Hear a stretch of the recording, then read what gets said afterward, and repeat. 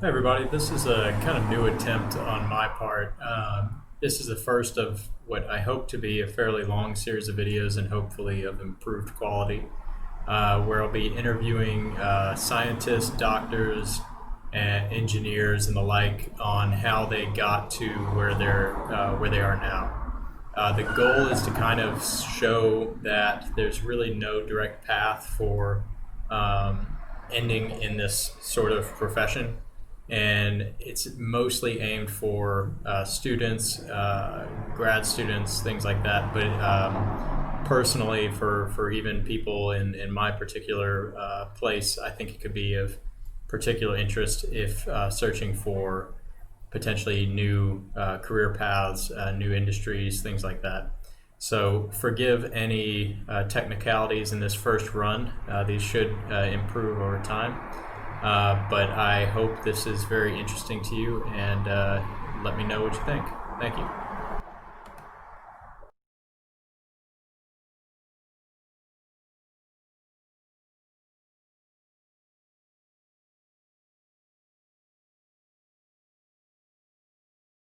Your first question was, what do you do now?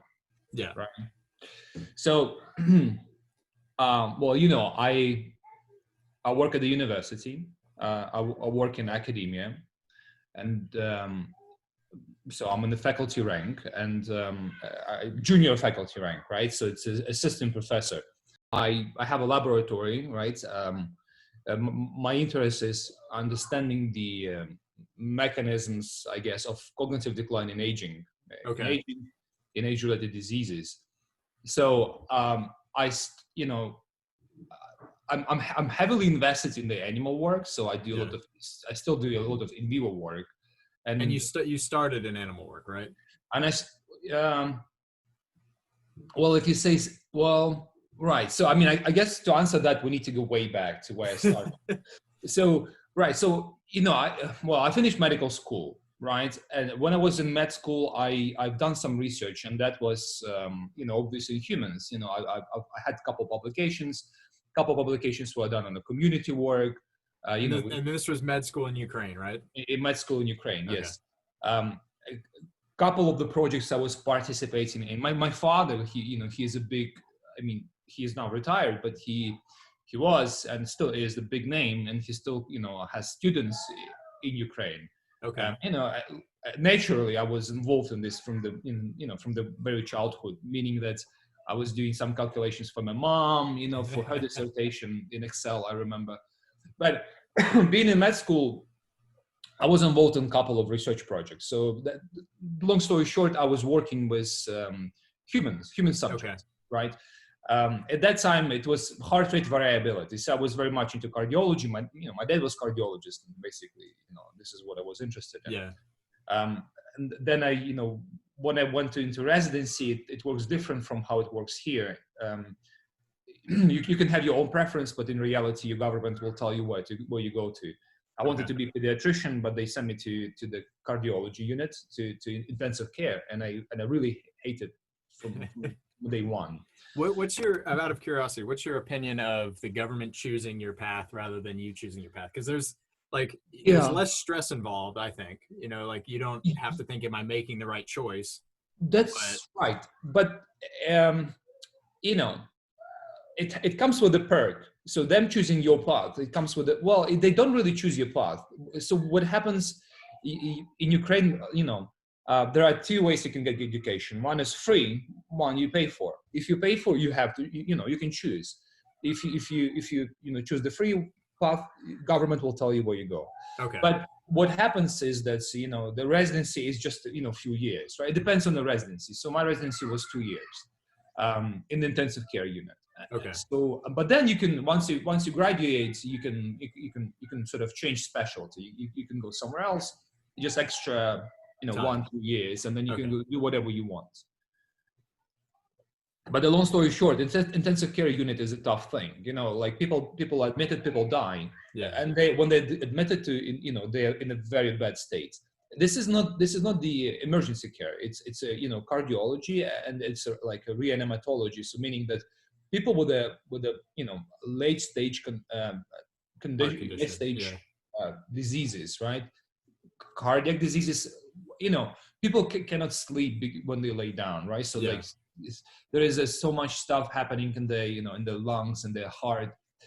So basically they are dying. And when you admit them, you can understand. People admit it with the, heart attacks, and then, you admit them, and then you go home next day, you find them, they're dead. So this really didn't work well with me. Yeah.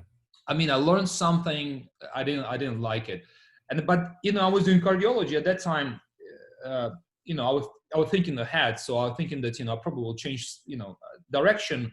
I wanted to be interventional cardiologist, not the open heart surgery, but, like angiography type of thing, Okay. stent placing. Yeah.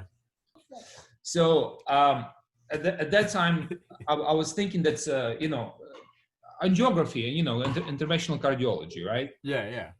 And I went to UK. So there was this visiting professor at the time. I got to see him.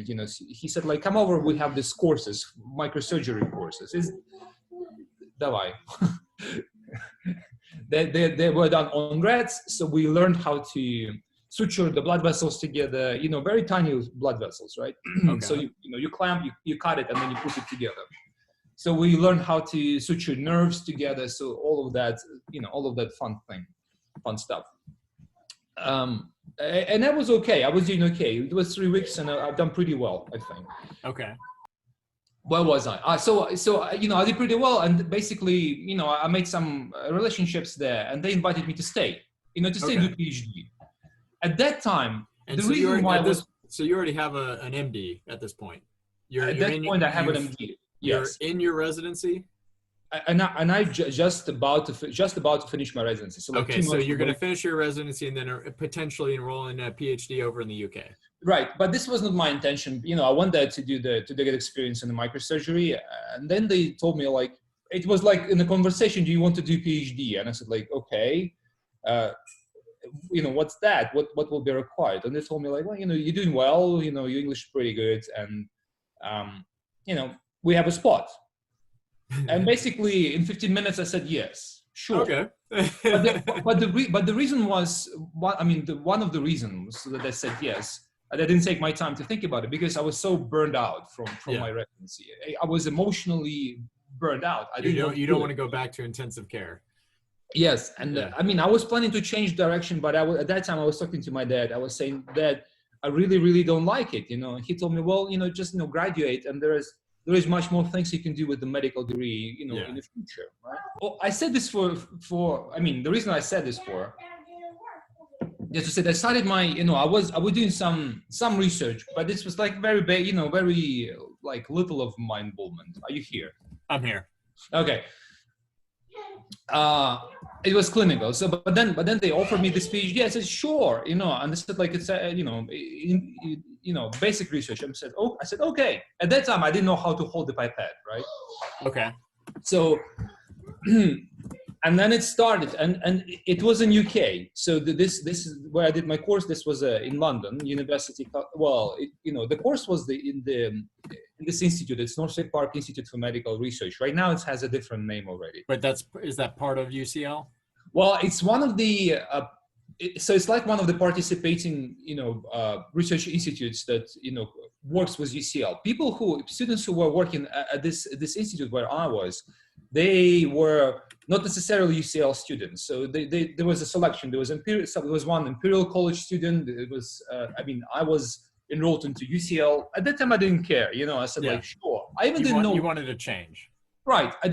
I didn't even know which university I'm being enrolled to. Right. So I got to know this like a few months into my program already.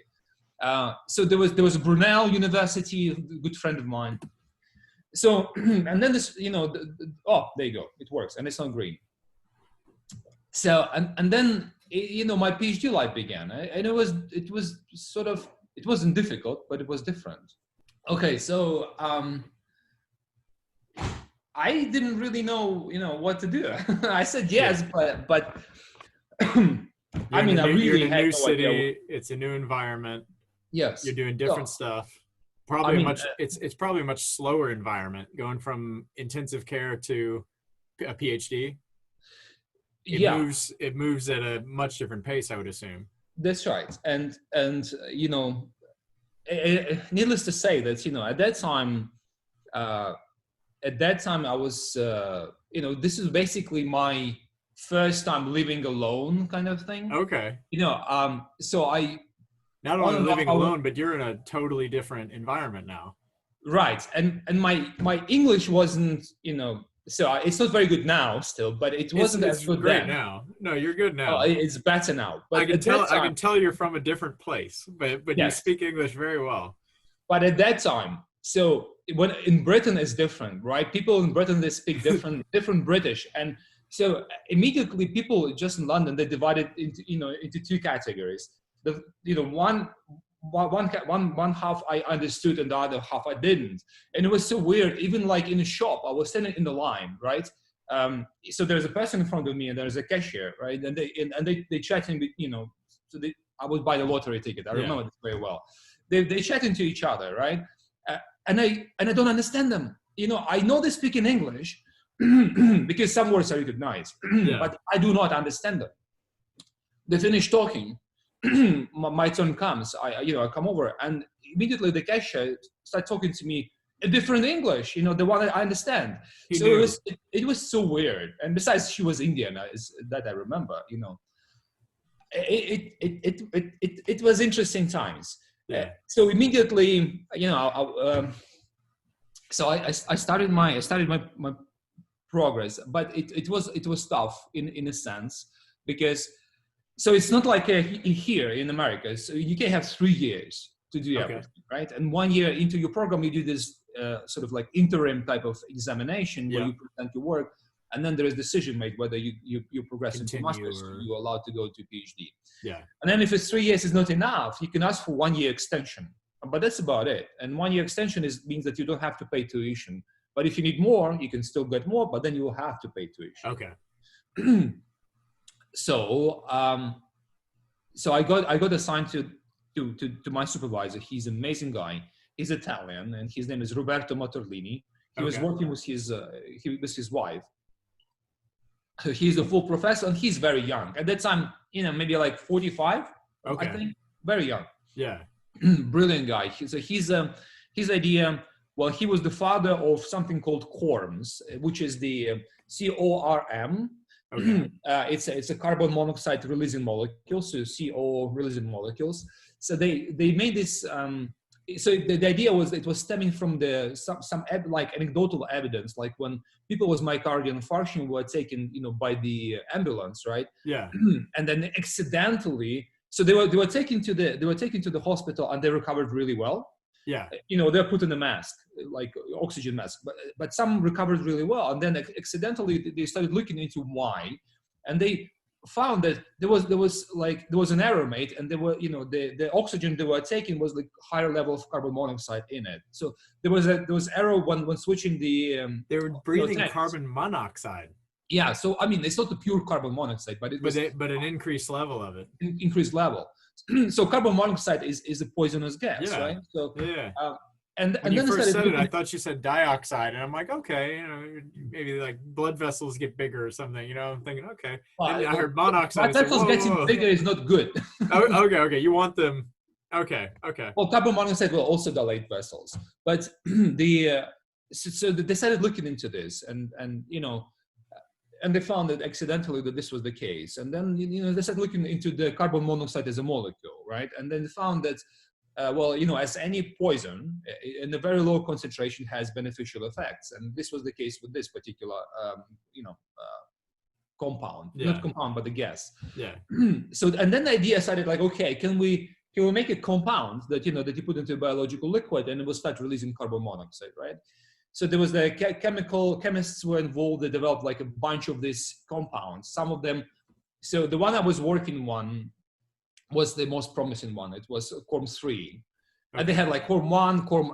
These were just iterations. Were these iterations, or were these like so CORM1 was the first attempt and it failed, so you do CORM2, or was it like multiple types? Well, immediately they generated like hundreds of these compounds. Okay. There was so they were all ready and waiting. Like they were. It wasn't like a failed attempt and then you continue. It was like I was like way down into line. So they already done a lot of studies.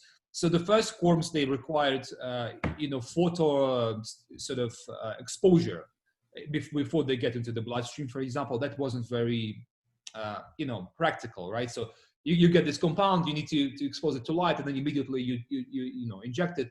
Then they were playing with this compounds to see whether you can control the release over a certain time of this carbon monoxide. So just to join this, so you went from intensive care to microsurgeries to chemistry, essentially. Well, no, not exactly. So I'm telling you the story of quorum. I'm just saying that this guy, he was the father of this. And some of these compounds had like a names like weird, like they sounded like a biological weapons, like a quorum X. I mean, really, it sounds like a like a bomb. We're gonna bring down the nation. Yeah. So, he was studying this, and he told me, okay, so this is what we study. You can pick this, and pick up a disease, and go find something. That was great. This is the first time I was actually required to think independently. Yeah, you're free. Yes. So,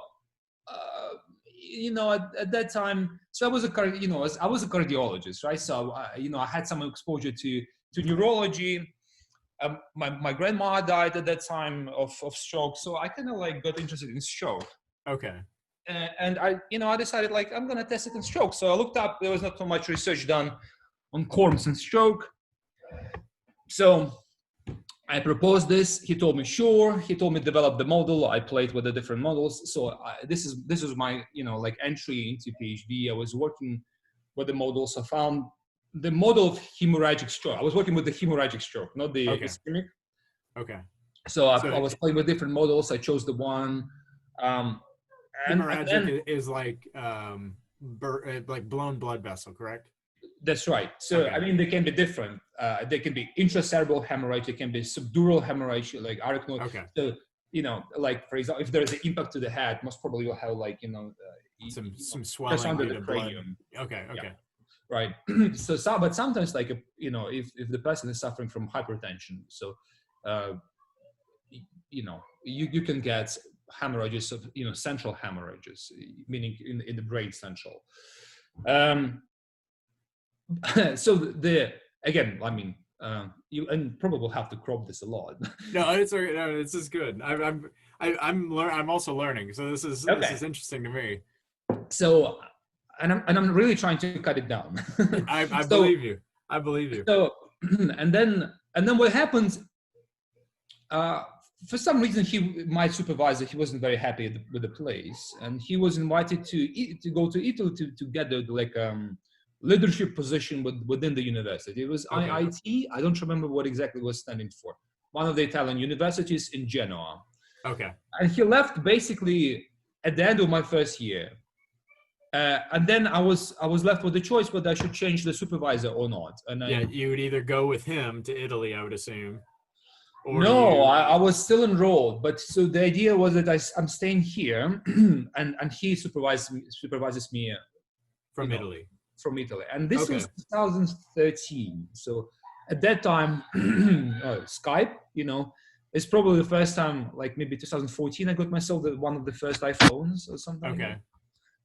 So the phones didn't have. I mean, it may have been there, but it wasn't a common thing. Yeah. Okay. Well, I didn't have maybe much money to buy that. So this remote supervision was very hard, but I had to do it, and so I started talking to my father again, and then to be honest, it's my dad that sort of kicked me all the way to my graduation. In the conversation with my father, so we would I was discussing with the ideas, and so I was inducing hemorrhagic stroke in rats. And I was testing this compound. It was, I just give it either before, like a prophylaxis kind of, or after, and I had 2 times point, like acute, like within 4 hours window, post-stroke. I mean, I was trying to mimic what is in clinic, because, there's a 4 hours before you can get this anti-aggregant therapy.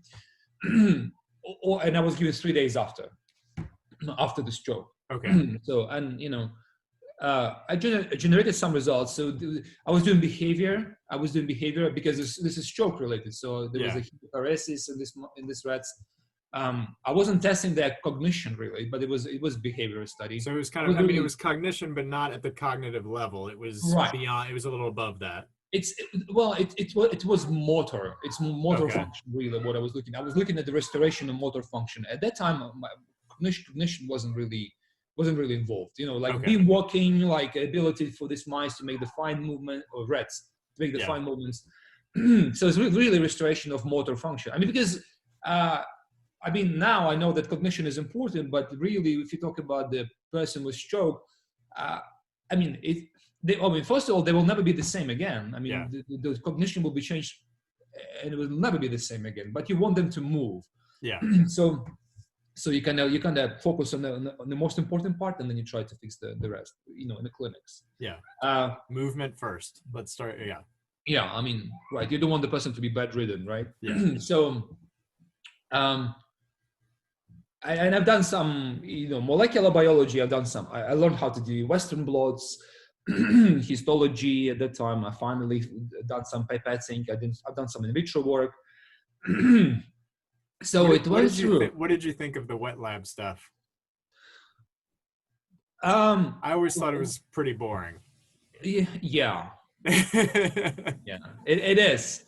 Okay. I mean, for the person who was coming from.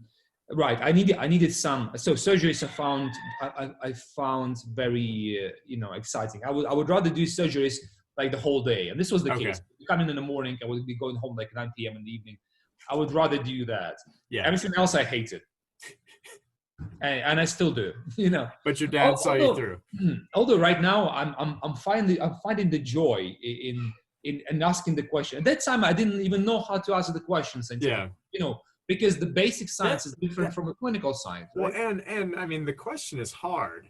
Yeah. Because, I mean, in your question, it has to, I mean, it's such a simple statement, but in it, you have some very complex things that you have to, like, deliberately label. Yes. I mean, you have to know what the aspects of your question are and how you're going to deal with them. And it's hard to figure that out. Yes. Yes. The thing is, when you do clinical side, you don't really ask the mechanisms. Usually, you have an intervention. You look at the specific outcomes, right? Okay. With the basic side, you're gonna given this opportunity to ask. I mean, okay, why exactly? So what happens?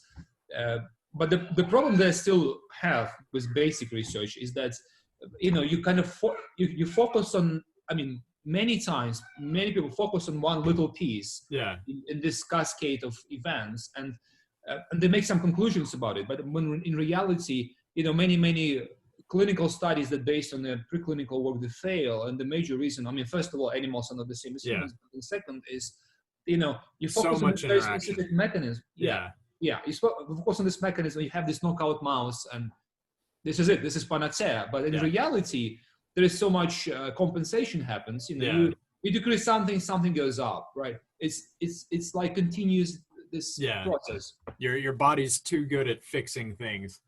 Right. So my father wrote a book at that time, and he was saying that he basically, to translate, he was saying this, like the nature is greedy, in a sense it has only limited number of resources.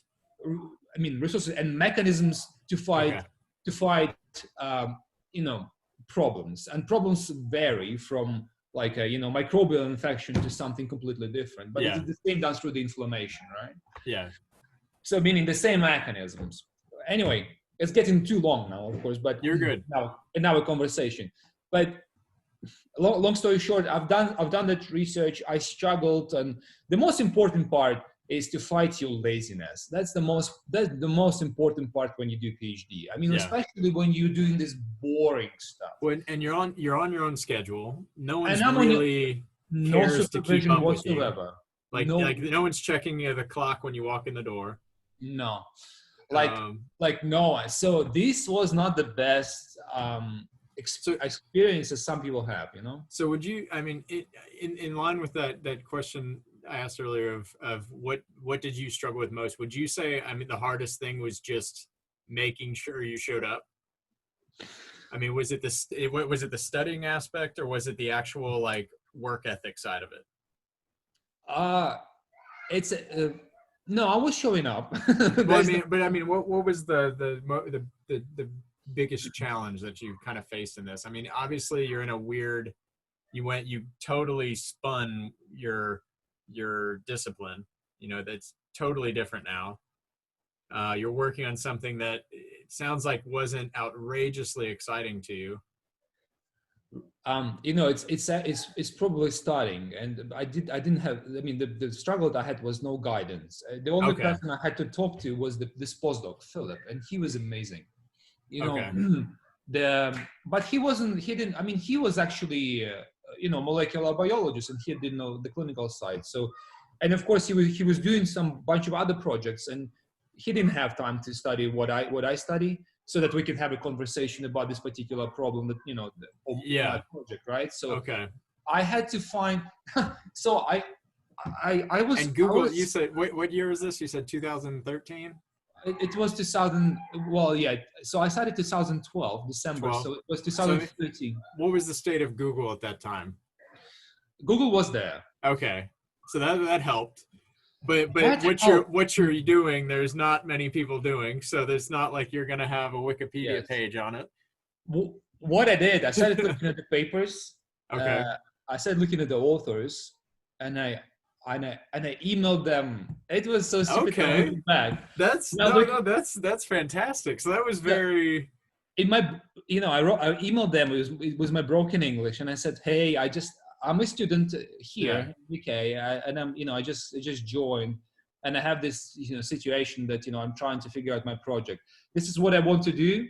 And I said, "Can you please give me your suggestions or critiques at, you know, at what I want to do and what is my approach?" So to me, that's like, I don't know a better word than saying it's very entrepreneurial. I mean, it was desperation. I was desperate. Well, that's what it is. To me, that's because, I mean, you have a problem, you're trying to find whatever the heck solution you can come up with, and you have no clue of where to start. And so, I mean, you ponder it and you say, okay, well, there's these people who they've never met me. I have no clue who they are. Right. Let me try. I'm going to try. And, you know, some of them responded. Well, it doesn't mean that I wrote like 100 email. No, there's probably not 100 people that you could have written to, I imagine. Right. So I sent maybe like 5, and, you know, 3 of them responded. And they gave me, well, they told me basically, well, I cannot decide for you, but they told me, well, since you do, you know, stroke models and you're talking about the hemorrhagic stroke, you know, somebody told me, okay, maybe you would want to, like, you know, look into matrix metalloproteinases.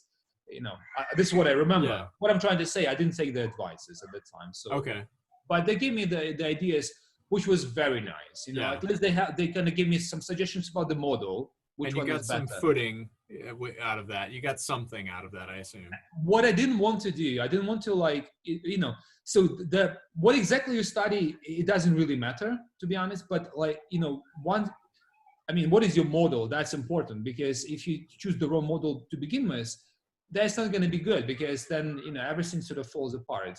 So I had some experience with different models, and I gathered the, you know, other people experience from using these models, and you know, they gave me some suggestions, and they kind of were in line with my experience already at that time. So I chose like one compound to mimic the intracerebral hemorrhage. It was a collagenase. You inject like 1 microliter, and it kind of bursts the basal lamina of blood vessels. It's not ideal. What's the advantage to that? Just out of curiosity. Why are you wanting to burst the At that vessels? time, I was working with two models. You know, I was like narrowing down. So you're creating the stroke. That's what that was. Okay, yeah. Okay, I get it. Right. I get it. Okay. Yeah. Since they responded, I mean, now when I'm, you know, where I'm right now, sometimes, not often, sometimes I get these emails from people, from random people, and they say, hey, you know, I'm a student and I'm doing this behavioral test. You know, I'm doing this one, and I know you see that you're doing a different one. Can you please tell me what's the difference? And I would say, okay, you know, there's a Google. You can go and Google it, right? I mean, look, what is you know, this water maze was this water maze. So I'm trying not to be an asshole. You know, I'm responding. Have you ever seen the website? It's called Let Me Google That For You. No. If you go to it, you type in a question for Google. And what it does is it records you typing it. It records the mouse moving to search, and then it prints out the results, and you send the person a link. So if they ask you a question, you send them the link, and it's the most passive aggressive a-hole move you can send to somebody, because it's basically showing them how to Google the question. And then it does it for them. But I'm glad you're not doing that to the students who are asking that. No, but it's clever, because at that time, my experience, 2013, I was off medical school. I was very much immersed in the medicine. Mm-hmm. I had a computer at home, which I used for gaming, So for the people who are coming into like PhD and didn't know how to Google things, my experience with Google was like searching for games, basically. Yeah. So it was very different. So, let me Google this for you, maybe a good idea. But anyway, so, getting through this, as you obviously had to read up a bit on stroke. You had to read up on, vasculature in the brain and all that. Yes. What segment of that was challenging for you? Because, you said you were working on some stuff as a kid for your mother on Excel, so you have some analysis capability from a young age. You had the medical background. What topic did you hit on that just like took your brain a while to wrap around? Did you have anything like that? 'Cause I had a lot of that. The molecular pathways. I mean, being in medical school, it's just the same here. When you go and present something to medical students here, and you start talking about one of the mechanisms, nobody will give because mostly you're not dealing. You deal with it like way up there. But you don't need to know how it works. You just need to know that it works. You're going to work with the final product, right? Yeah. So very often medical students here and elsewhere will have some exposure and some knowledge of maybe, some molecular mechanisms, but it will be very limited. Yeah. And they will be forgotten with time, unless they like continuously work on this, or unless they're like MD PhDs who are also involved in some type of research, right? Yeah. What I mean molecular research. So that was a hard part for me, because I had to rediscover the whole biochemistry all over again. Yeah. And I hated biochemistry when I was in university. I didn't. Surprising. I was an MD, but I really kind of nailed only things that were important for me for my future, like understanding maybe, I was in cardiology, so like how cholesterol synthesis and how the drugs work and where exactly they work, or maybe like antibiotics, like where exactly they tackle this pathway, But you stopped there. Yeah, you didn't have to go any further. I didn't know. I didn't want to know, and I had to learn it. Yeah, and it wasn't so much learning, but it was overwhelming, just like how much information was there. So sometimes I was discouraged, of course, I'd continue my research, or rather my search for the question, because there is so much. And not only so much, it looks like that everybody was, they've done all the research possible. It's all done, right? So what do you do? So you just think about, it's a great idea. Yeah. Go ahead, type it in Google PubMed. It's probably somebody has done it already. Yeah. So for finding something unique, but then I kind of figured out, well, you don't really need to be unique, you can still, there's a reason why it's called research, and I think, like, from everything I've seen is the best research you can do is not, if you're too unique, you're not going to get anywhere, because you don't have anything to grab a hold of, and you can't prove anything. So I feel like you have to take something that's already been done and you just have to tweak it. And I feel like that's the best thing that you can do. Do you think that's true? It's true, but also what I like to say now, that there's a reason why the research word is research, because if you think about it, it's the two words. It's a search and research, right? Yes. So first you do something, then you need to repeat it. Yeah. So, I have never once heard that, but that is completely true. So you read and very obvious. I've never once thought of that, but it's very obvious. So it's okay. and sometimes it's actually necessary to do that. Yeah. I mean, and you always will be different. You always will be different. And I learned this as well, because sometimes I couldn't reproduce somebody else's data, and I was like, what's going on? Underlying, but then you learn that environment has a huge impact, right? So Yeah. I mean, even the drugs you use, but then it comes to the question. I mean, what is the relevance of all of that we do? Yeah. Anyway, I'm talking too long, so like let me skip this now. So my supervisor was there, and so I didn't enjoy my PhD, like going up until the moment when I was writing my dissertation. I mean, I didn't like writing my dissertation. I mean, how many pages do you remember? Oh, it was just over. It was about 360 pages, but it was a lot of figures, and it's like a one and a half space, one and a half line Oh space. yes, so, that half space, space helps. And it's not like here. It's not like like in America. Like, I didn't know this, but you put the basic. You publish papers, and you stack them out like a project. Okay. I had one project, and it was like over 300 pages. Oh wow. And I was textbook. I mean, that's a textbook. I was writing it, and it's available online. If you Google Yabluchanskiy, I'm gonna actually look into it. I won't guarantee I'll read the whole thing, but I'll at least read 20 pages. I'll read the first page. I had that. My title was saying I think it was from let me see. Is it like if I go to Google Scholar, will I type in Yabluchanskiy? It'll be on the list. Yeah, I think probably so. under dissertation. Let me find it. You see, okay. Because I remember my thesis, I want to say it was 120 pages, somewhere around there, like maybe 128 or 125. So 120. And that was a lot. That was a whole lot. So you're 3 times mine.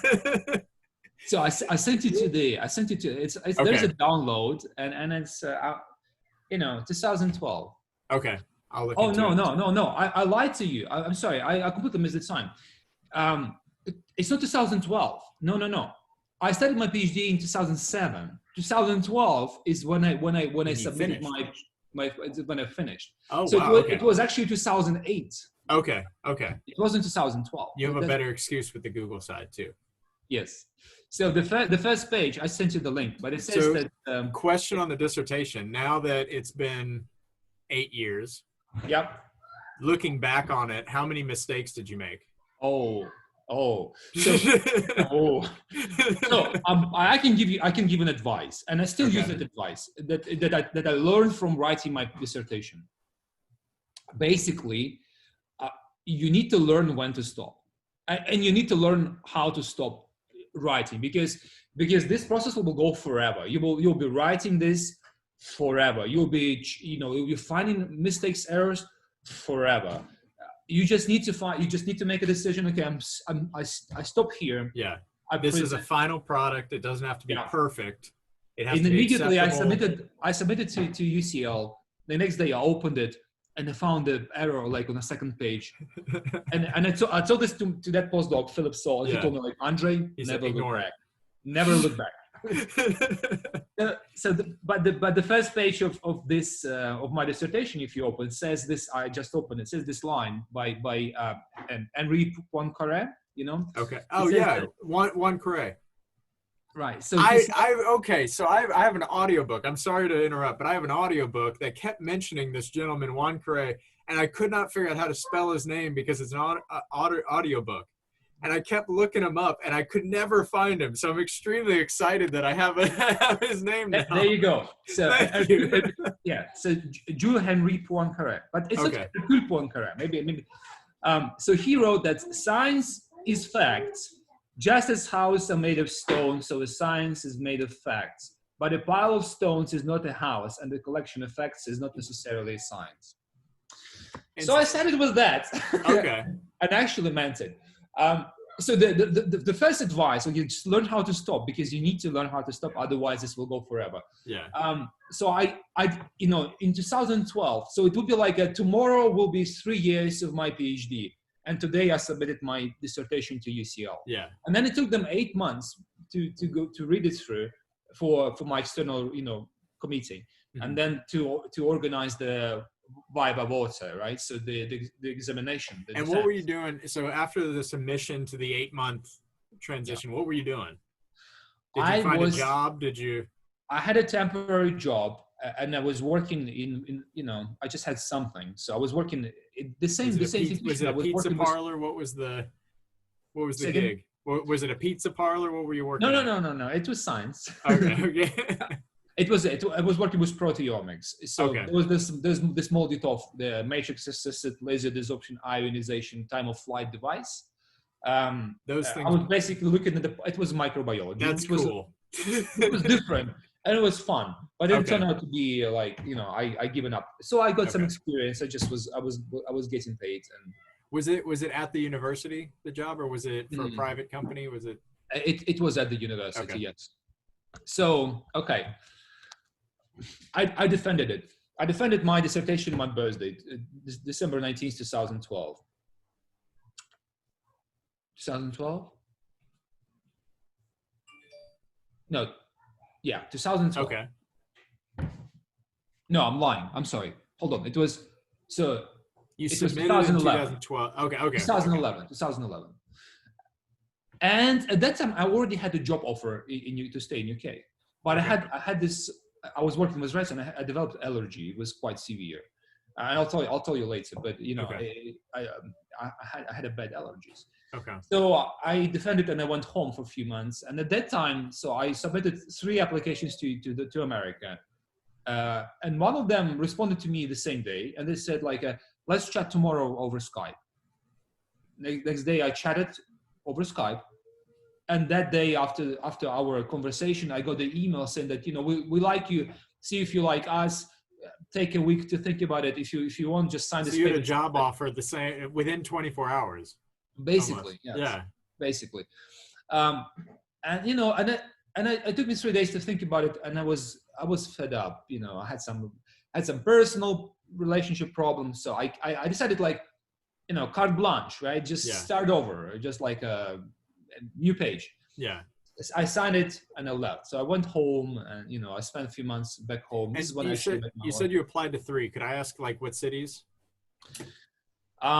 So one was in Massachusetts. Okay. One was in Boston. One was it was one of the Californian. Now I don't. University of California. One of the cities. One of the cities, and another one. This is why I ended up was in Texas, UTESCA. So University of Texas at Health Sciences Center at San Antonio. At San Antonio, I remember because your phone number was. I remember and it that. Still is. Okay, yeah. Okay, which is a really large facility. Yeah. So and I went there, and there's a group. They were doing. So they at that time they were doing this myocardial infarction. Great, I'm a cardiologist. I was working with this. I had some experience in molecular biology. I would work with stroke. I work with rats. So these guys were working with mice. So I got there to do my postdoc, right? So I came with an intention to be not more than maximum 3 years to stay in America and then to go back.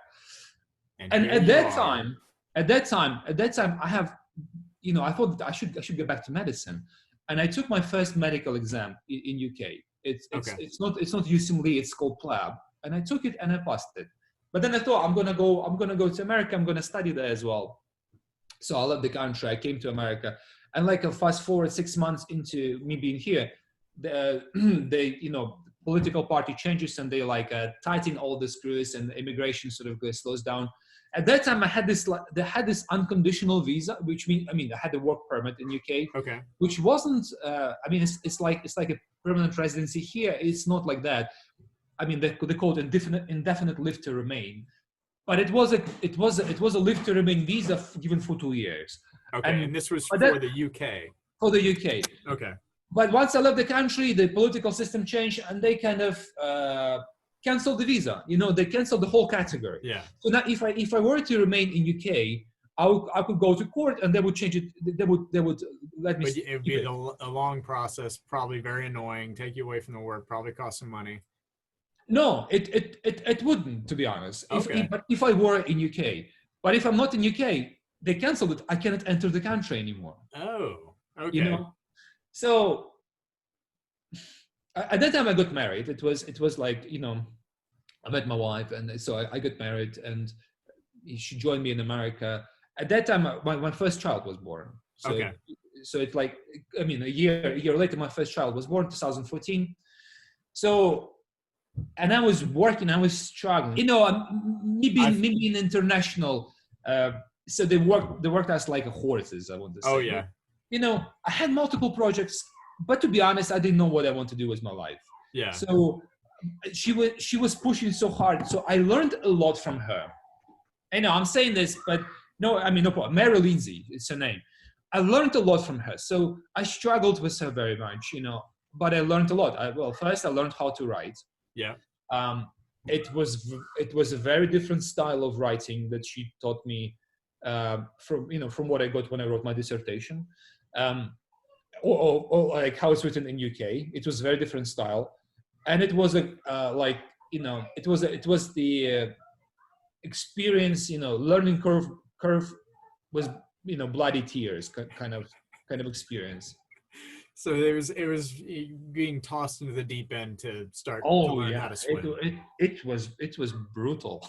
Okay. I don't want to go into many details, but basically, it's a rough few years. Yes, and she overloaded me so much with work that I was like getting like this breakdowns from time to time. My wife helped me then, and it was pushing like past the second year, and I thought to myself that I don't want to do this anymore, Yeah. And basically I came to her and said, hey, I was thinking about this a lot, and I have this like 9 months ahead of me, but I don't want to renew. I mean, I didn't even know that she would offer me to continue because I had 3 years. Before we get into conversations, I'm not interested. Pretty much. Okay. I said that I want to be. I said that I think I said I still don't know what I want to do, but I think maybe because I got burned out again in academia. So what a great combination! I got burned out in the medicine, and now I burned out in academia, right? You're gonna start building radios in your garage. Yeah, bloody hell. So I submitted 2 grants. They were triaged both times. I was discouraged, big time, of course. So and I was being pushed a lot by my boss, and I said like I think I will maybe download books and I will go back to textbook and do the medical exams here in America. She said okay. She said okay, do it. And then she said basically I was already involved a little bit in the human research here, but it was very like they were collecting blood samples from a myocardial infarction patient. Okay. There was no interaction with humans. But you were just dealing with human samples. Specimens, right. So I was in charge, at least I like that. So it was like some connection to my past, right? You felt like a social butterfly. It's something like that. So basically, she told and then she told me like, I have enough money to keep you for long. I would like you to stay. And I said, thank you. No. I didn't want to.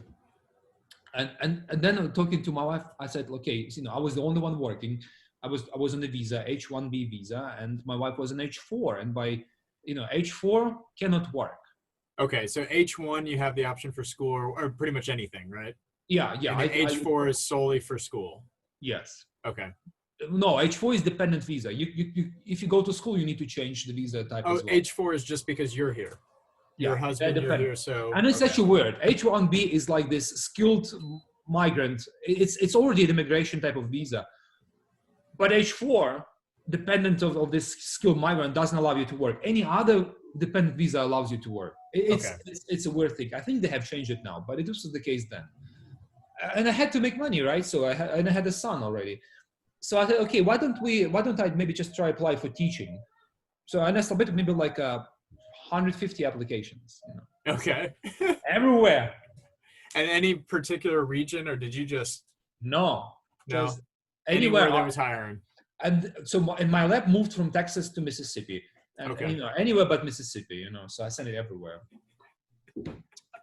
I understand that statement. Yeah. I won't comment on it, but I understand that statement. Anywhere but.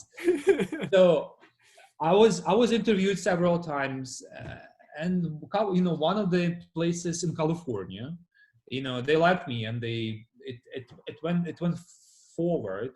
Basically, I went to on campus. What were you looking to teach? Cardiology? Well, anything. So right. So they were like anything medicine related. I thought that if I teach medicine related, this will help me study for your my test. learning. Yeah. So it's like a you win, right? Yeah.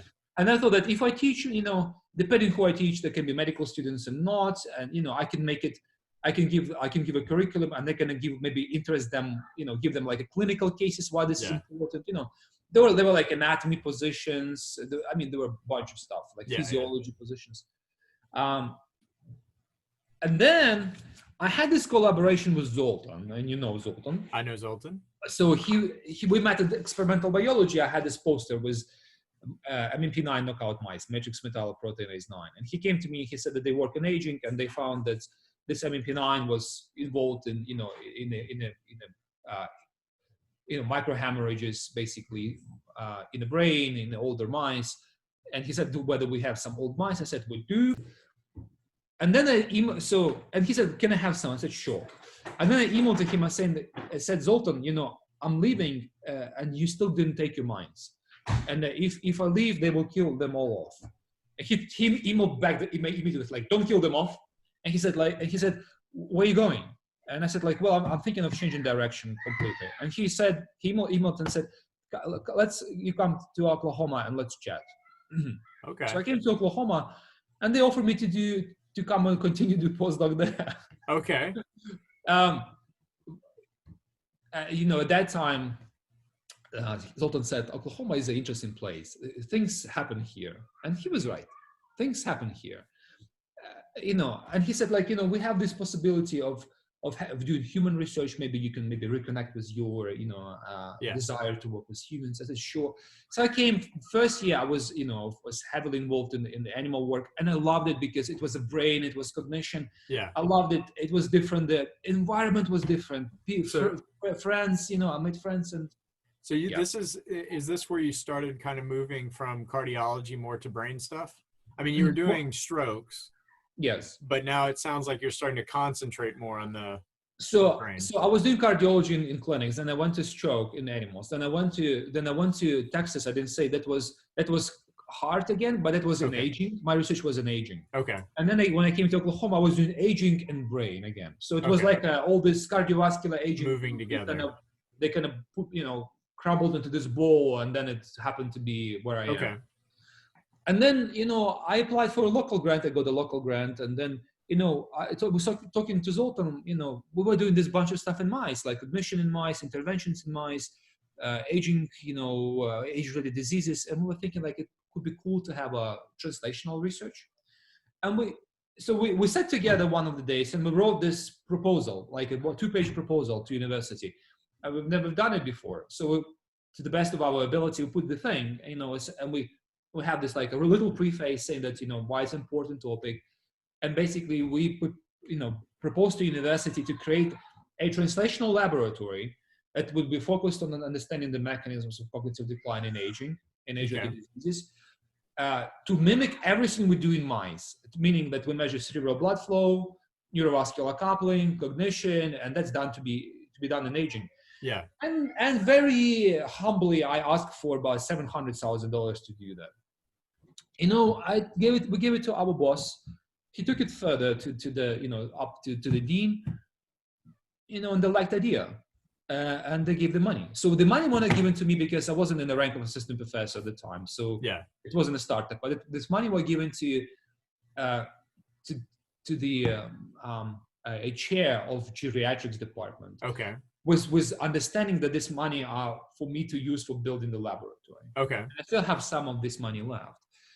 And this is where you came into play. Because I was researching how can I measure neurovascular coupling in humans. And we had this wonderful collaboration with one of my mentors, Dr. Sorond, Farzaneh Sorond. She's a professor in Chicago. Okay. I'm blanking out on the name of the place, but I can let you know. Okay. not she's University doing of neurovascular Chicago. coupling, right? She's doing neurovascular coupling in aging. She uses transcranial Doppler. Okay. So we went there. She was amazing. She can, I emailed to her. Never known her before, and she's a clinician. She said, like, come over. So she took us to the lab. She showed us how everything. So she immediately shared. Out of curiosity, I find that you're going to visit all these labs all the time. They say, come speak to us. Are you the one paying for the flights, or do they offer to pay for your trip? No, we paid for the flights. Yeah. You did. Okay. Yeah. I'm curious because it was, in some cases, depending on what you're entering, they'll say, oh, we'll pay for your trip up and do all this. And in other cases, if you give a talk. Okay. If you give a talk, then usually this would be the case. Okay. You can sometimes you can express your interest, and they say, okay, let's organize you give a talk, and that would mean you give a talk, but they pay for your accommodation and travel. Okay. But in this case, it wasn't just me traveling, so like 4 of us, so we paid. Okay. I learned a lot, and it happened to be that I was inheriting the laboratory of this laboratory, and the guy was doing a study. He was looking at the,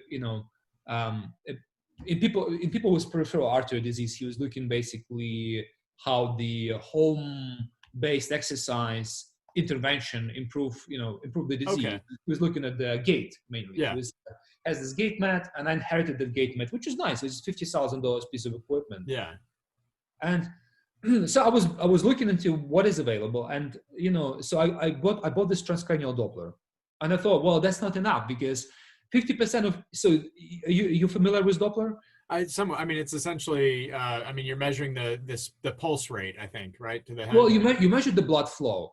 So Okay. it's a Doppler wave. There's this over here, if you put your finger and yourself, there's little like a you can feel the like a dip kind of. Yeah. So this is anatomical thinning of the skull, and this is called acoustic window. Okay. So if you put this probe, it's a Doppler wave. So it emits this wave, and it penetrates through the skull. And you can measure the blood flow in the deeper arteries. Okay. Middle cerebral artery. But the problem is this sometimes it's closed, and about 50% of older adults it's not working. Meaning it just doesn't penetrate the skull. Okay. Right. Is that just because the skull's harder? Thick. Okay. Mm-hmm. Okay. So it's getting thicker with age. And sometimes it just depends on anatomical variations. And then was looking like, what else? Functional near infrared spectroscopy. And you know what? So I emailed the company. I started asking the questions. It wasn't you that I was in touch. And I said, okay, I think I'll just buy it. And I've never had experience with it. Yeah. So it's $250,000. I put this in the budget that I proposed to university, and they said, okay, buy it. And you know what happens? They find somebody gives me a call, right? And they tell me, look, there's this device over here. This guy who was here before, that he bought it, and he left like 3 months after he bought it. It's sitting here in the storage. We would really love somebody to use it. Yeah. And and they said basically, since it's a university-owned device, we would like, if you use it, please take it. But we want, if somebody wants to use it, have access to your laboratory and use it. I said, sure. Yeah. So I took it, and it happens to be the device that you saw. And then I emailed the company. I said, okay, what do I do with this device? And then basically, I guess, I don't know how I reconnected with you, but there was some, you sent me email. I think I reached out to you. Yeah. I think I reached out just, introducing myself or something. Yes. And you said at that time that you will be in the area, and and you would like just to come and chat. I said, sure. And at that time, before you, I didn't like any representatives. So I can tell you that. And I remember that day that you come in and like this young dude, and at that time I just got the lab. Well, to be fair, your name is an extremely intimidating name, and I'm picturing this old man from the Ukraine, with a very angry goatee or something. And you have a very friendly face. So when I walked in, you were not what I expected either.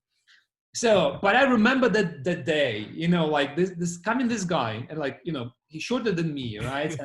And he carries this like a black box case and two coffee mugs, and and he said like, I hope you don't mind, I go to this coffee, and it's whatever. At that time, I didn't even like much of a coffee, but So, and then he said, basically, I just have some time, if you have any questions, I'm here to help. Yeah. And I thought, and this is the time when I started learning how to talk to people really about this. And that time I said like, hey, Jonathan, well, I have this device. I don't know how to use it. I don't know how to turn it on. And he said, like, let's see it. And I'll he said, find the on button. Yeah. He said, I have time. Yeah.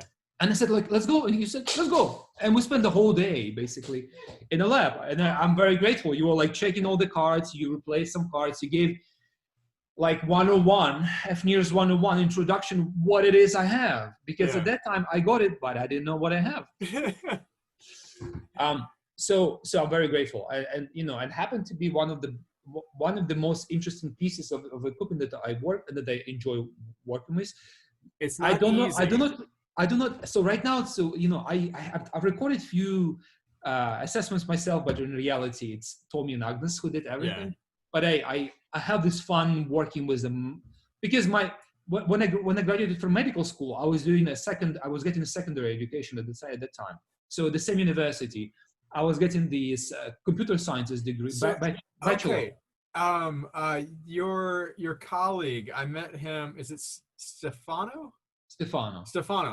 He humorously mentioned on that day when I was visiting that you also had a degree or something in computer science, but it sounded like he was joking.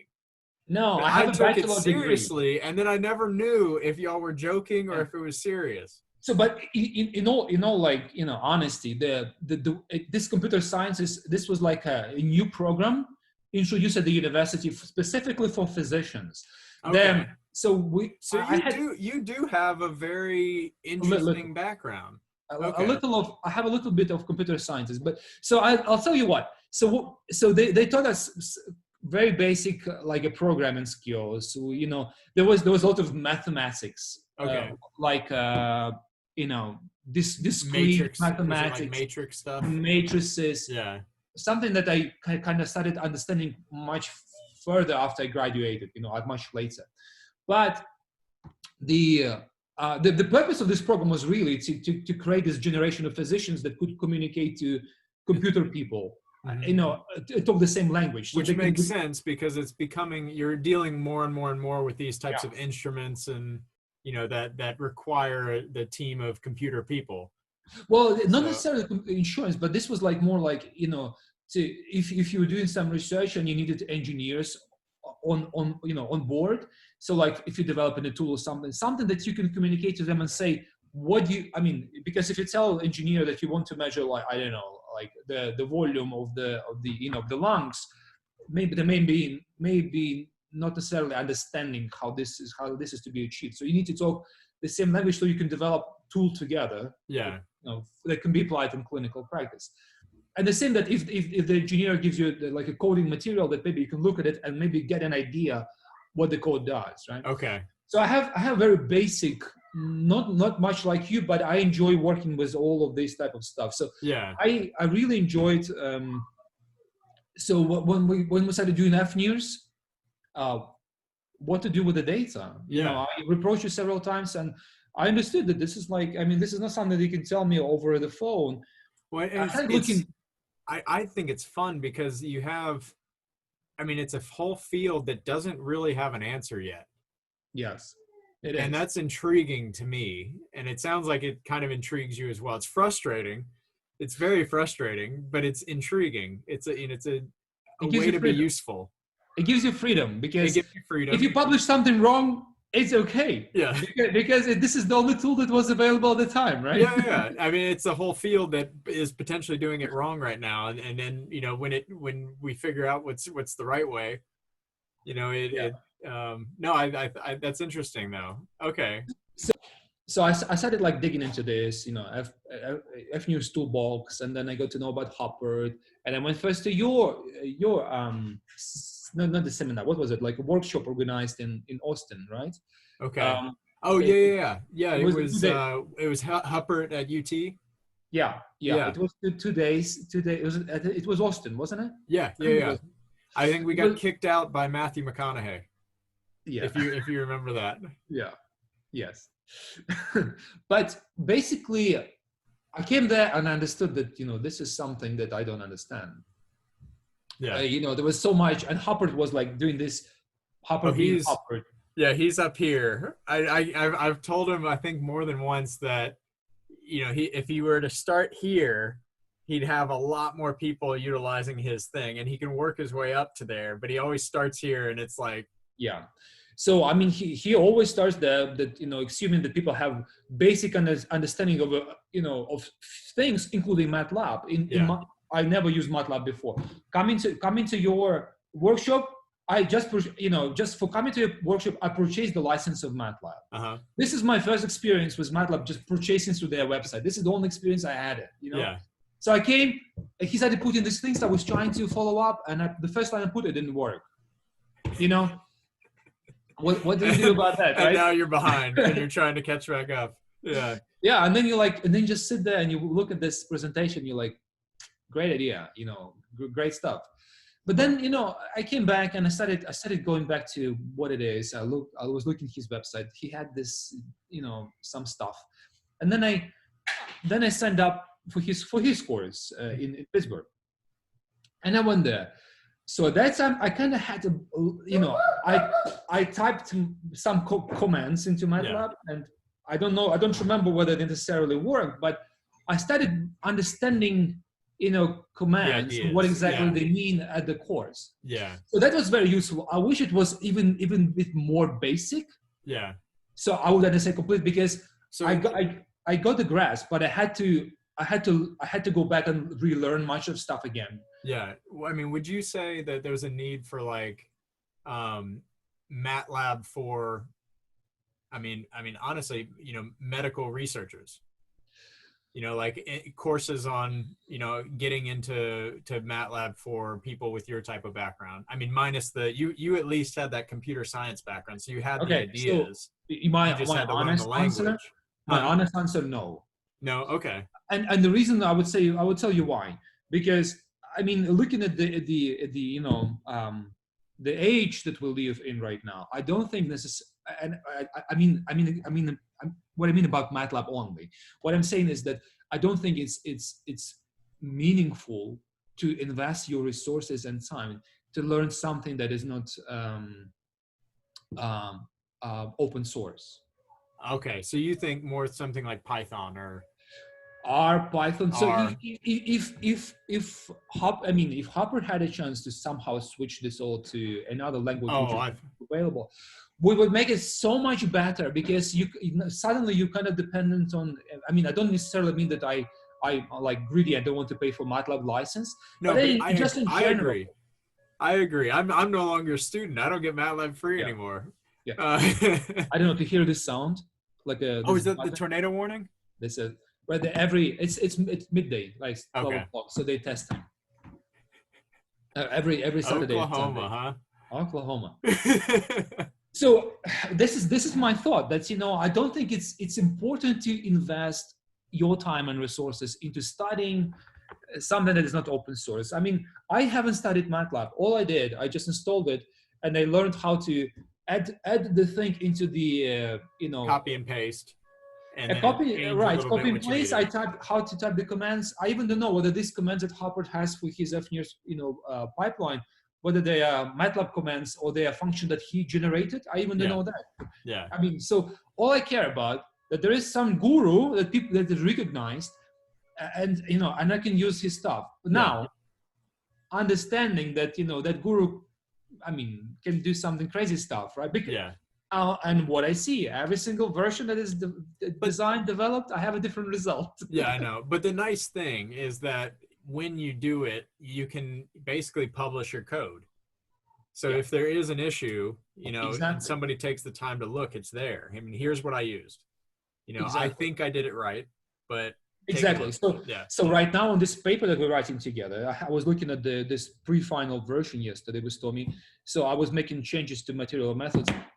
When I was talking about the analyzer, the FNIRS toolbox, I put in a parenthesis. I said that I put the version of whatever that that sequence of letters and numbers that I get from this, because they moved from the Bitbucket to I forget what it's on now. GitHub, right? Yeah. Okay. So and you've moved from essentially 3 big changes. You've had, you went from Yeah. you know, Right. the So ICU to molecular stuff. academia. To that, you know, and then you went heavy into And everything involved in this. And I'm still in academia. So right now what I do, I run this translational laboratory. You know, the goal is to work with humans. And I still had this urge in me to do medical exam, but right now it's sort of satisfied a little bit. Now I kind of thinking maybe I should do it really. And I'll tell you why. But why is it satisfied? Because I actually see people every day.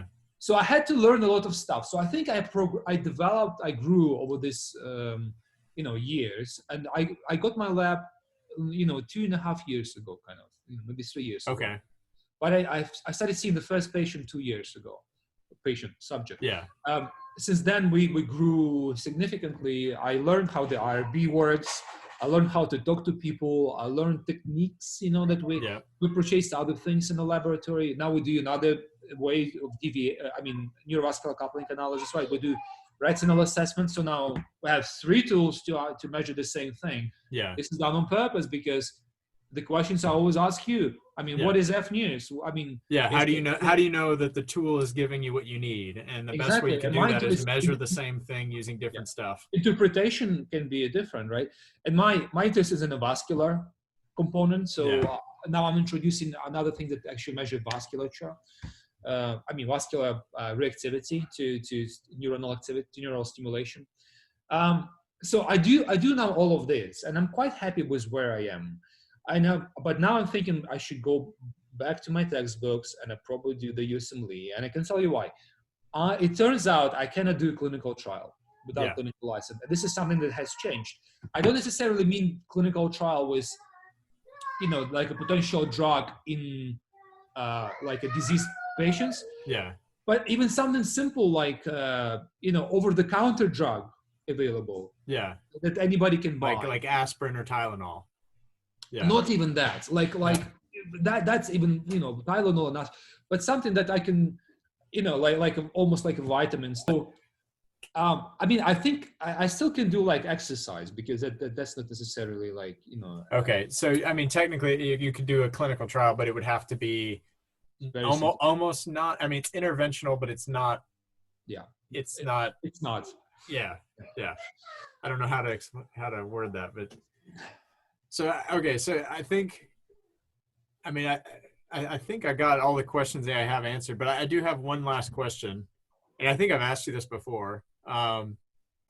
If you were not in the position you were in now, I mean, it sounds like you want to get your MD, but not even to do a clinical. You don't even want to work in a clinic. You want to do clinical research, right? That's where you're at. Well, right now, there's been so many years since my medical training. I would need to redo it all over again. Okay. Of course, I would need to do residency here.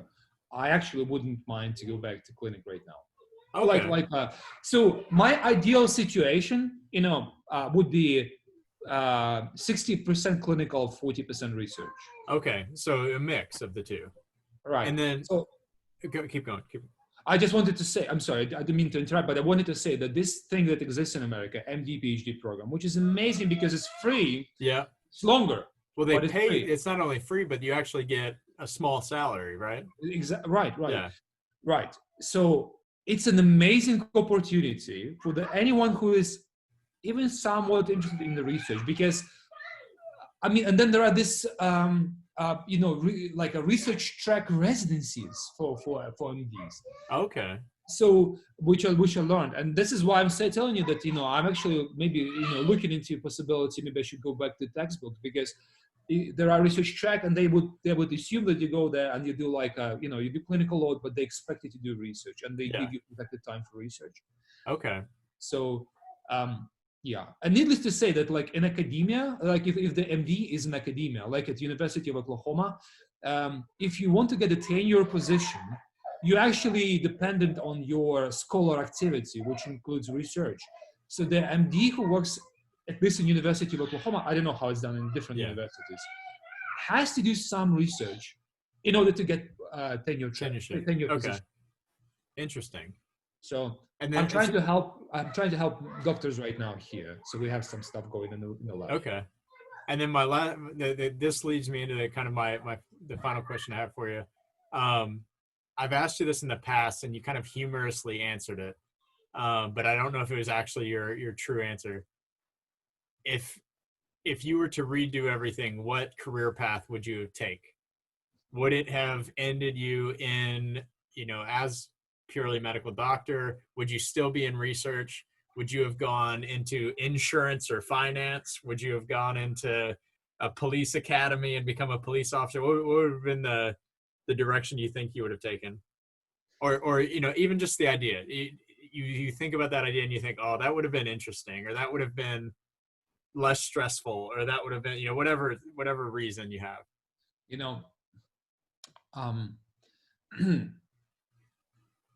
I think being a physician with some research activity would be the best case scenario for me.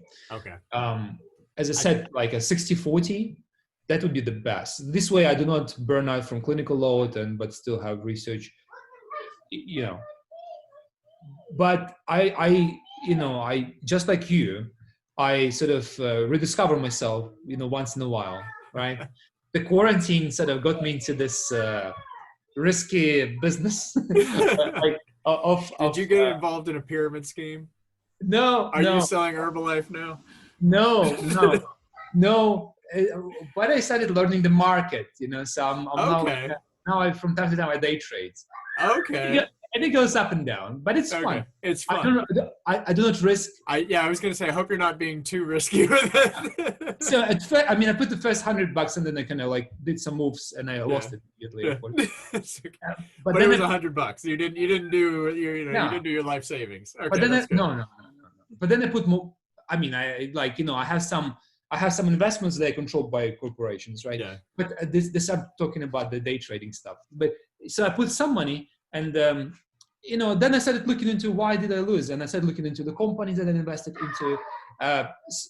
So now I recognize there is a day trading, there's a difference between trading and investment. So let's put it this way. I made some money. And then from those that I made, I lost some of that. Yeah.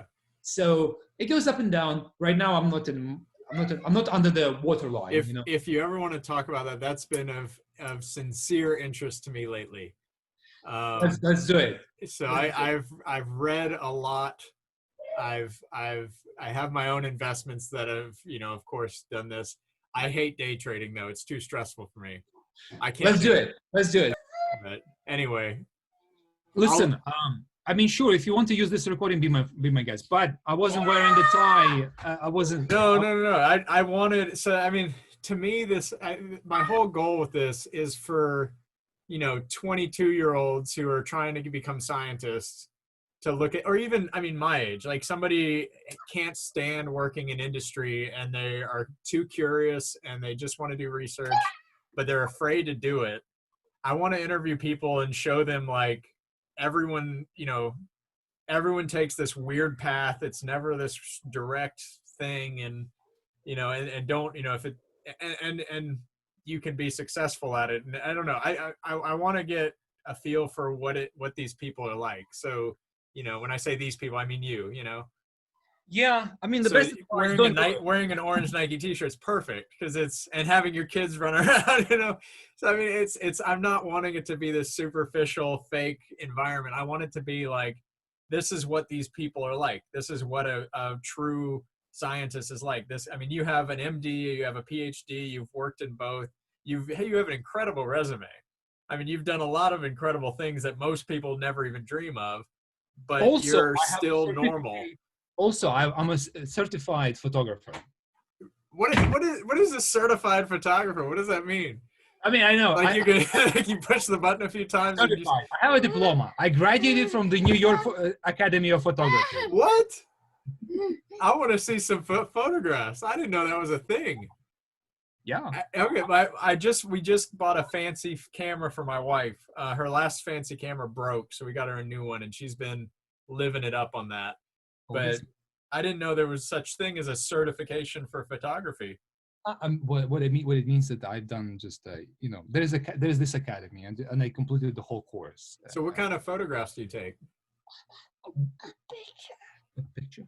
The photographs I used to take. So I mean, this academy, they basically taught you to do videos, how to do in general photography.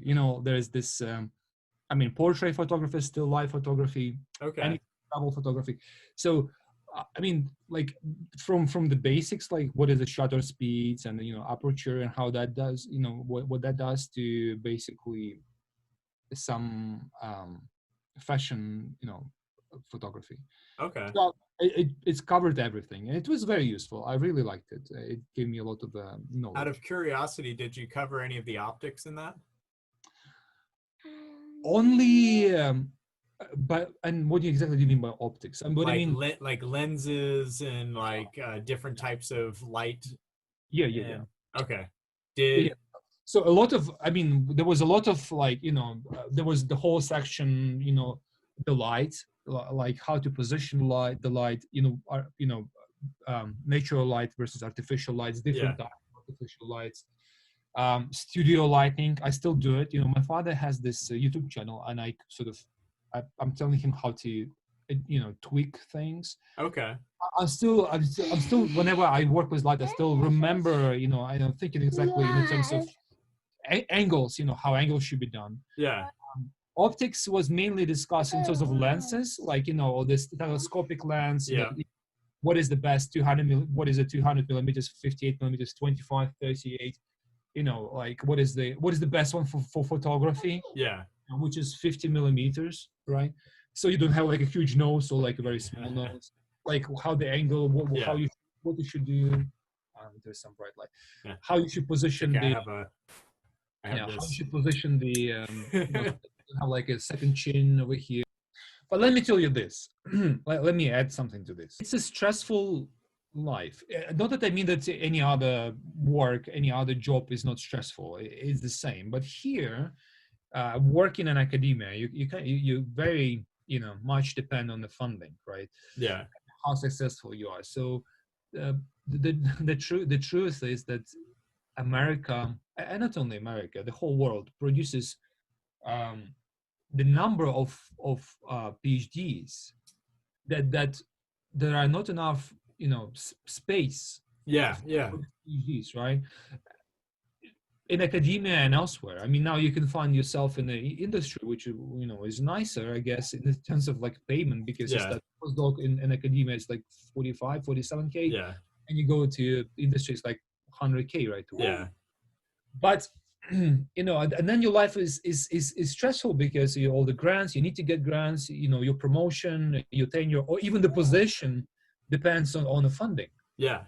Right. Nobody will just give you salary, for the thing you do.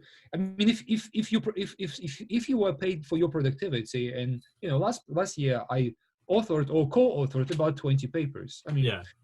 If somebody was giving me like, okay, you continue doing 20 papers a year and I'll pay you 100K a year. Sure, I'll do it.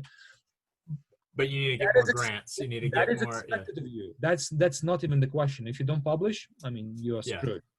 Funding is important, and it's very tough to get through it. And it's easier for the people with who are the social butterflies, right? Yeah, kind of the networking political sense on that, would you say? I was I found it interesting, I think with my time with Nerex, I got to meet a lot of different scientists, and so different from one another in personality types. And I always noticed that the most, I'll say, productive labs, and when I say that, I mean like the highest funded labs, when I say productivity, were the ones where the head scientist was not even a scientist. They were like a manager. Oh, look at me. Yeah. Like it was like as though they were running a company, rather than running a scientific lab, it was really like they were running a company. And that makes sense because, I learned how to socialize. Well, it's very simple with me. I need to have like a couple of glasses of wine and then I'm just fine. But I'm not somehow not a very social person. I mean, I like when everything comes. So for me to approach somebody, it's kind of difficult, I guess, if I'm not properly sort of medicated for that. Unless somebody approaches me, and then the spark, like well, and the topic. I mean, if they're talking about cardiology and research, I'm sure it's much easier for you to talk than if they're talking about Saturday's football game. Yeah, or, but even Saturday's football game, I'm not much into football. This is the thing. My interests are not so much shared with people in America. Yeah, and people in charge of, let's say, financial purses are often very interested in Saturday's football game. That's right. But what I'm saying that it's not that easy. However, it's I mean there is some degree of freedom which I enjoy. The degree of freedom, meaning that you get to have. I mean, first of all, you can work on your own schedule, so you're flexible with this stuff, and you're flexible, but you still will have to work like 60 hours a week. Yeah, you have a deadline to meet, but you don't have to show up at work at 8. You can show up at 10, but that means you have to work into the night. Yes, and that's okay. You can take a break when you want to take a break, but you still have to get stuff done. Yes, exactly. And then when there is no like pressing deadlines, you have more flexibility. You can take like a couple of days off here and there, like without anybody looking at you, weird. And you can just do your own stuff. So that flexibility kind of pays off for the struggle. There's a quote from Einstein, actually, from Albert Einstein, and he said that same question I asked you of, what would you do different? He said that he would have actually become, I think he used the term a useful career rather than scientist. And he said, he wanted to be a plumber, I think. He said he would have preferred to be a plumber. And he said, science is a fantastic hobby, but it is a terrible job. That's right. I have two things to say to that. So one thing, I was thinking exactly the same thing when you asked me, what if I did something, different? And when I was thinking to answer your question, I said, like, I would do medicine and research if it was possible. But my thinking was because it's useful. Yeah, because science, I mean, it is incredibly useful, but only a small percentage. And it's the last layer of like the human usefulness, because you don't need research to survive necessarily. Like on day to day, I'll say day to day. Of course, I mean, you could argue, you get antibiotics and you get all these fantastic things that are, aid life and all that from research. But your normal day to day life, you need food, you need clothing, you need homes, you need, roads or whatever it is. And research is that last layer of like, once you have all that, now let's improve it. And if you lose any of the stuff you need, well, the research is pushed off to the end. So that's always been, I think I kind of joked when I was looking for a job, especially when I had a kinesiology degree and I had worked in a mouse lab, and I'm looking at a job and none of the jobs sounded interesting to me. It was like financial analyst, and I'm like, well, that doesn't sound exciting. I'm actually getting more interested in that now, but at the time it sounded miserable to me. Well, that's why I'm exploring the markets, and I'm looking forward to chat with you. But this is the first thing, and the second thing, immediately I don't remember the whole PowerPoint slide, but there was this slide. Somebody was making a presentation, and it basically said something like, "What of the following will not feed the family of 4?" And then it was saying like, being an architect. Okay. Being a plumber. Yeah. Then it was like a 12-inch pizza, and then there was this theoretical physicist or mathematician, and the correct answer was that.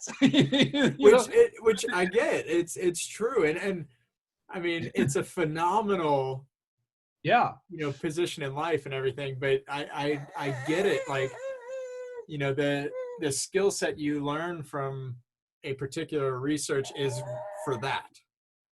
And there's aspects of it that are useful everywhere. I mean, like, just the scientific mindset, I think is needed everywhere. And so few people have it, but the ability to do microsurgeries, if you will. Yeah. What other career path would you use that ability? Exactly. This is exactly what I'm thinking right now. Yeah. Like a useful career. Like if you were to take your skill set right now you have, how can you apply it elsewhere? Yeah.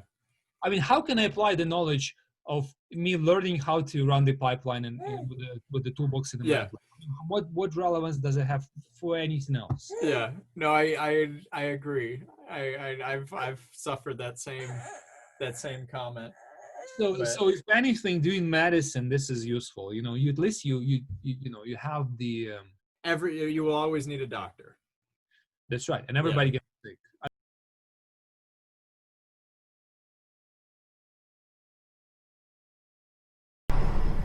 All right, I hope that was useful for you guys. If you could tell, this is really a conversation between me and a friend, but I think it was incredibly insightful as far as different types of backgrounds getting into professions like this, especially if you find yourself as a international student in the U.S., knowing what awaits you at the end, and that you're not alone in this regard.